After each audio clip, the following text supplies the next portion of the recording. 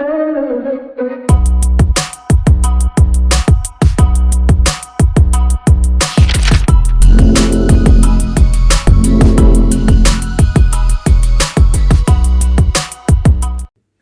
दोस्तों, जय हिंद, जय भारत। आज बात करेंगे भारतीय वायुसेना की। ऐसी सेना जो विश्व की चौथी सबसे बड़ी सेना है। आखिर क्यों एक देश में एक छोटे से गांव से बच्चा निकलता है और लगातार मेहनत करने के बाद उस आसमान को, बुलंदियों को छूने के लिए तत्पर होता है और लास्ट टाइम छू भी लेता है।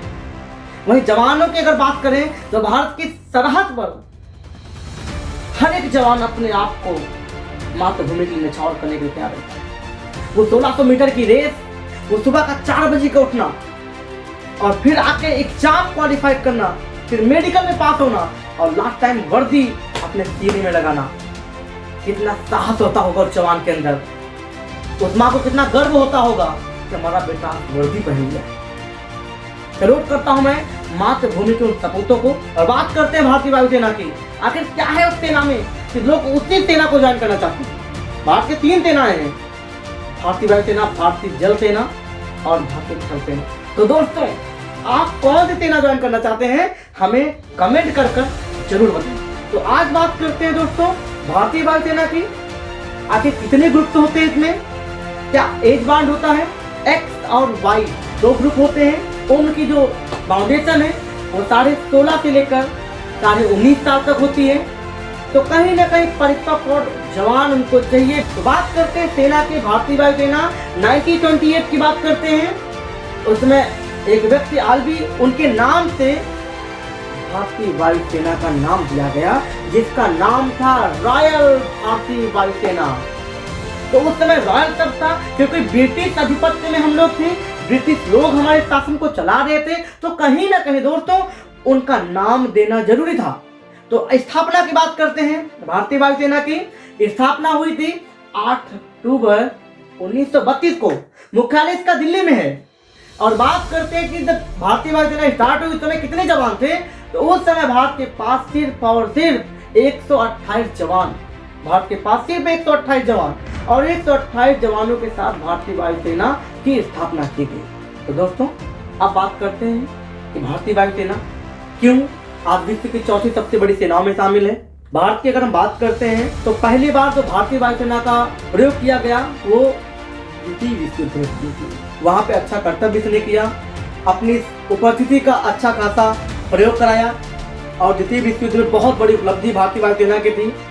तो दोस्तों, एक भारतीय वायुसेना की अगर हम बात करते हैं तो हवा में मार करती है और हवा में दुश्मनों को नष्ट नाबूद करती है और विक्ट्री, एक देश की विक्ट्री में महत्वपूर्ण भूमिका एयरफोर्स निभाती है। आजादी से पहले की बात किया हमने, इसे रॉयल इंडियन एयरफोर्स के नाम से जाना जाता था। लेकिन जब गणतंत्र भारत की स्थापना हुई और पूर्णतः भारत स्वतंत्र हुआ 1947 के बाद, भारत ने रॉयल शब्द को हटा दिया गया क्योंकि अंग्रेजी हुकूमत भारत से जा चुकी। तो दोस्तों, आगे की बात करते हैं कि 1947 में भारत ने रॉयल शब्द हटा के इंडियन एयरफोर्स में भारतीय वायुसेना। और 1947 में भारत ने पहली बार पाकिस्तान में, जब लड़ाई हुई पाकिस्तान और भारत के मुल्क हमारा पड़ोसी देश है, तो वहाँ पे भारतीय सेना ने अपने बेड़े में इंडियन फोर्स और इंडियन फोर्स ने बहुत बढ़िया से काम को अंजाम दिया। इसकी अगर हम बात करते हैं तो इसका मुख्यालय नई दिल्ली में है। और आदर्श वाक्य की अगर हम बात करें, जो मोटो होता है, तो मोटो हमारा क्या है, नभा स्पर्शम दीप्त, आसमान को छूने की लालसा।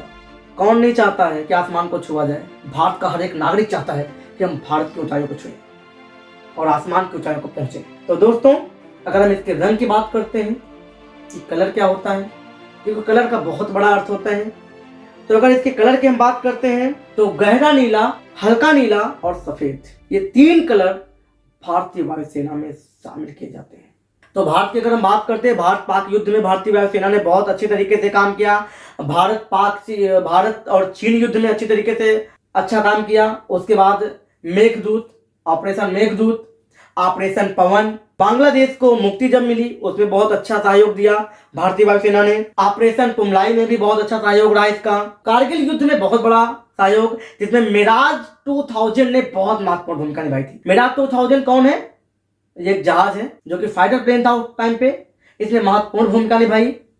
तो दोस्तों, वर्तमान भारतीय वायुसेना अध्यक्ष की बात करें तो आर.के. भदौरिया इस समय वर्तमान में है, और जिनको हम मुख्य सेनापति कह सकते हैं। और प्रसिद्ध सेनापति की अगर हम बात करते हैं, प्रसिद्ध सेनापति कौन है इस समय? मार्शल अर्जन सिंह। आगे बात करते हैं प्रयोग में लाए जाने वाले वायुयान। भारतीय वायुसेना के प्रयोग में लाए जाने वायुयान कौन कौन से वो वायुयान हैं जिनकी उपस्थिति में भारतीय वायुसेना वर्ल्ड की चौथी शक्तिशाली वायुसेना बन गई है, विश्व की चौथी शक्तिशाली सेना। नंबर 1 पे आपका आता है यूएसए, दूसरे पर आपका आता है रूस, और तीसरे पर आपका आता है इजराइल, और चौथे पर भारतीय वायुसेना, विश्व की चौथी सबसे बड़ी सेना, जहां पे 1,90,000 जवान हैं, जो कि अपने आप में बहुत बड़ी काबिलियत है। और ये 1,90,000 जवान मिलकर भारतीय वायुसेना के संगठन को बहुत ही पुख्ता तरीके से मजबूत करते हैं, और ये मजबूती यूनिटी से आती है, क्योंकि सेना के पास यूनिटी होती है। अब हम बात करते हैं आक्रमण की, कि हमारे पास आक्रमणकारी कौन कौन से प्लेन हैं। उसमें जगुआर है, मिग 27 है, हार्पी, ये 3 महत्वपूर्ण आक्रमणकारी जहाज भारत के पास उपस्थित हैं। और बहुत सारी चीज़ें अभी नई शामिल हुई हैं, इसमें राफेल भी आ गया है भारत के पास। तो कहीं ना कहीं हम काफ़ी मजबूत हो चुके हैं वर्ल्ड लेवल पे। इलेक्ट्रॉनिक युद्ध की बात करते हैं, A50/1 DRDO, जो कि DRDO के द्वारा निर्मित किया गया है। ये हमारे पास इलेक्ट्रॉनिक युद्ध के लिए इस्तेमाल किए जाने वाले जहाज हैं। और आगे की बात करते हैं लड़ाकू, तो हमारे पास लड़ाकू विमान कौन कौन से हैं। तो लड़ाकू विमान की अगर हम बात करें तो सुखोई 30, MK और मिराज 2000। मिराज की बात हमने की है कि कारगिल युद्ध में बहुत महत्वपूर्ण भूमिका 1999 के वॉर में इसने की, और पाकिस्तान को काफ़ी हानि पहुंचाई। आगे बात करते हैं हेलीकॉप्टर की, कि भारतीय वायुसेना के पास हेलीकॉप्टर कौन कौन से हैं, कौन कौन से मुख्य हेलीकॉप्टर हैं। उसमें ध्रुव है, चेतक है, चीता है, MI और MI8, MI17। तो प्रशिक्षक के तौर पर अगर हम भारतीय वायुसेना की बात करें तो भारत के पास काफ़ी अधिक मात्रा में जहाज हैं। हाक MK-132, JT-16 और किरण, ये हमारे प्रशिक्षक के तौर पर वायुसेना में शामिल जहाज हैं। आगे बात करते हैं परिवहन के तौर पे, क्योंकि कहीं ना कहीं परिवहन के तौर पे भी सेना में जहाज़ों की आवश्यकता पड़ती है। तो C-130 भारत के पास महत्वपूर्ण विमान है, और C-17 ग्लोब मास्टर, ये सब चीज़ें, ये 3 जहाज महत्वपूर्ण परिवहन के तौर पे भारतीय वायुसेना में शामिल हैं। टैंकर की बात करते हैं तो MKI, ये टैंकर विमान है हमारे पास, तो टैंक को ले जाते हैं एक जगह से दूसरी जगह। तो दोस्तों, वायुसेना, अगर हम भारत की वायुसेना की बात कर ही रहे हैं तो समझ में आप लोगों को अच्छी तरीके से आ रहा है कि आखिर भारतीय वायुसेना विश्व की चौथी सबसे बड़ी सेना कैसे बनी, कब बनी। तो हम 2013 तक हम 5वें नंबर पे थे, लेकिन 2016 के बाद हम विश्व की चौथी सबसे बड़ी सेना के रूप में शामिल हुए। तो कहीं ना कहीं हमारी सेना ने काम किया है, और बहुत अच्छा काम कर रही है भारतीय वायुसेना। अच्छे लीडर निकल के आए हैं। हम अभिनंदन की अगर हम बात करते हैं, विंग कमांडर अभिनंदन की, जो रियल हीरो भारतीय वायुसेना के, जिनका जहाज पाकिस्तान में गिरा और पाकिस्तान की सेना ने उनको अपने कब्जे में लिया, लेकिन उसके बावजूद वो रियल हीरो रहे। काफ़ी बढ़िया टाइम से उन्होंने वहाँ पे टाइम तक रुके, और उन टाइम में, उस टाइम जो उन्होंने अपने आप को रोका, उस टाइम में वो घबराए नहीं।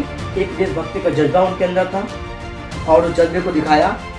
और सैल्यूट करते हैं मोदी जी को, जिन्होंने बहुत अच्छी तरीके से काम को अंजाम दिया, और आज वो रियल हीरो बनकर हाथ में फिर से वायुसेना की बागडोर संभाल रहे हैं। तो सैल्यूट करते हैं विंग कमांडर अभिनंदन को। तो आगे की बात करते हैं कि भारतीय वायुसेना की क्षमता जो उन्हें शक्तिशाली बनाती है, उनमें क्या क्या है भारत के पास, उनके बारे में बात कर लेते हैं। फाइटर पायलट करीब 600 हैं भारत के पास, क्योंकि फाइटर प्लेन उड़ाने के लिए भी प्रशिक्षण चाहिए, उसके लिए भी लोग चाहिए। तो पायलट हमारे पास 600 हैं। हेलीकॉप्टर 720 हैं। अटैक जेट 804, और अटैक चॉपर्स जो हैं वो 49 हैं। अटैक चॉपर्स का मतलब होता है कि सडनली जब आवश्यकता पड़ जाती है तो उन जहाज़ों को सडनली भेज दिया जाता है किसी भी टाइम पे। और भारत के पास 33 स्क्वाड्रन है, और 2185 एयरक्राफ्ट है। एक स्क्वाड्रन का मतलब होता है उस बेड़े में 16 से 17 लड़ाकू विमान शामिल किए जाते हैं एक स्क्वाड्रन में। तो इसकी डिटेल्स भी आपके पास होनी चाहिए। और भारत के पास 708 ट्रांसपोर्टर विमान है। तो दोस्तों, ये थी आज की वीडियो। ये भारतीय वायुसेना से रिलेटेड थी।